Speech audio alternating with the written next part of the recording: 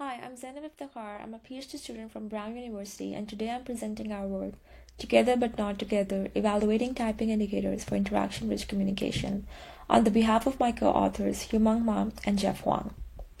I want you to take a moment and consider how often you text daily, from personal messages to team-based communication to relationship maintenance. Now, most of our social media is text-based. We use text for community-driven discussions. Meanwhile, recently, texts have emerged as a venue for therapeutic communication. Needless to say, texts have become an integral part of modern communication, owing to their asynchronous nature, which demands less time from people, allowing them to manage their self-presentations in a less intimidating fashion. However, texts are still unimodal, lacking social presence, which makes them a lean mode of interaction. What do I mean when I say lean or rich interaction? Reflecting back in the 1980s, Daft and Lengel posed a media richness theory, stating that the effectiveness of communication is influenced by the richness of the medium used. Since different media vary in their ability to convey information, and certain media, such as face-to-face interactions, are more effective for conveying complex messages. In short, MRT defines richness as the medium's ability to convey multiple cues, its increased social presence, and its ability to provide immediate feedback, placing numerical and email reports on the lower end of the richness spectrum, and video and face-to-face interactions on the richer end of the scale. To compensate for the leanness of the text, people use multiple approaches. For instance, repetitive letters can convey emphasis, while punctuation can show excitement or anger. Similarly, there's a rise in emojis and stickers for emotional disclosure in our textual interactions. However, these approaches still lack social presence, calling for system-driven approaches like typing indicators and awareness mechanisms. Effective as they may be, awareness mechanisms lack synchronous communication and can often miss the in-between during message composition. Lastly, current work has explored restricted synchronous communication that requires users to be present in an application to be able to text each other. Unfortunately, this restricted synchronicity has been reported to lead to forced interactions. In this study, we explored how to go from a lean mode of texting to a richer interaction for higher social presence and improved collaboration without restricting the asynchronous nature of messaging.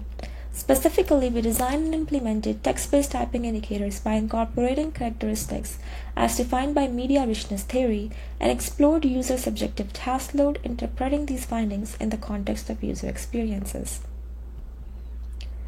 We set up the study design by comparing 4 typing indicators. The first indicator, or the lack thereof, is called the no indicator interface and was inspired by the current SMS design where no cues are shown to the user while the sender is writing the response.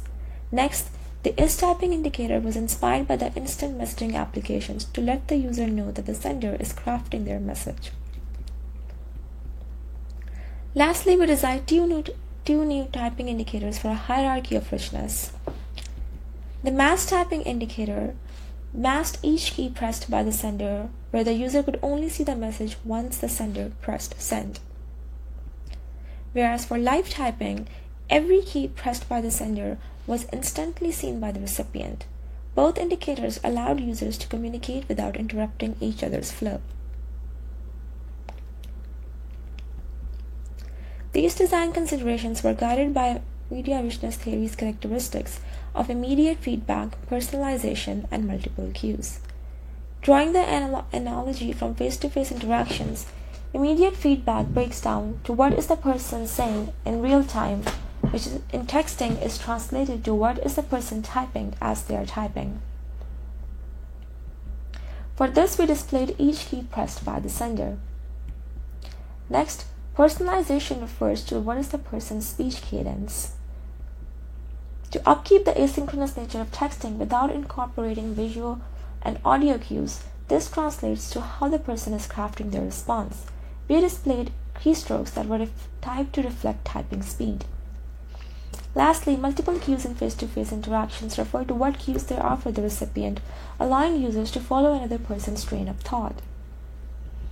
This characteristic was inherent in our design with backspaces, a cue for the recipient that the sender is editing their response, or pauses implying that the sender is thinking. After designing our typing indicator interfaces, we recruited a sample of 24 participants and adopted a remote study to evaluate and compare the 4 indicators by using 4 different survival tasks.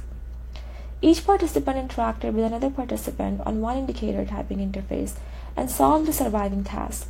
These tasks consisted of survival-based scenarios with 7 items where participants had to agree on the top 3 for their survival. These tasks were selected because they fostered collaboration, engagement, and negotiation. At the end of each interaction, participants were paired with different partners to reduce familiarity. The study was conducted in 3 rounds. For each round, the ordering of the interface and survival task was changed to reduce ordering bias. At the end of each interaction, participants filled out a NASA TLX for each indicator. And at the end of all 4 interactions, we conducted a semi-structured interview to gather participants' insights for each interaction. Analyzing the NASA TLX ratings across all indicators, we found that richer indicators have a reduced cognitive load as compared to no indicator across all dimensions of NASA TLX. For instance, effort required to complete the task over no indicator was 106% higher than live typing.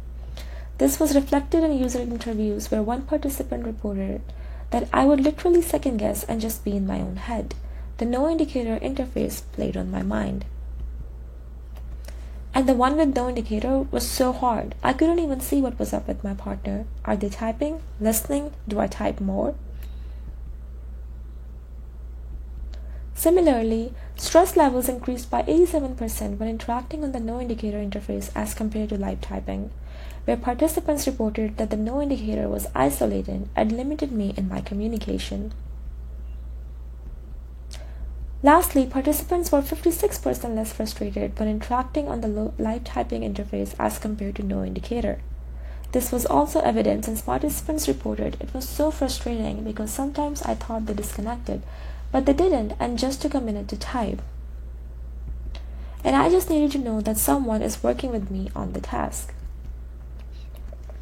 Next, we analyzed participants' qualitative responses to understand user experience with the typing indicators. We found that the immediate feedback, personalization, and multiple cues embedded in live typing led to a heightened co-presence with the medium, where one participant said, "It was like face-to-face communication because I could see them making mistakes. One time they were testing if their keyboard was working, and I felt that we both were testing the keys together." This heightened co-presence was reflected in multiple themes associated with live typing. For instance, the indicator was validating, encouraged active listening, was highly communicative, and fostered connection. 16 participants stated that the heightened co-presence of the indicator would have been helpful in times when they felt lonely and needed to connect for help, where one participant said, "In situations where someone is having a mental crisis, live typing can give immediate affirmation or validation." However, this was not one size fits all. Where most participants found live typing to be validating, some felt raw and exposed.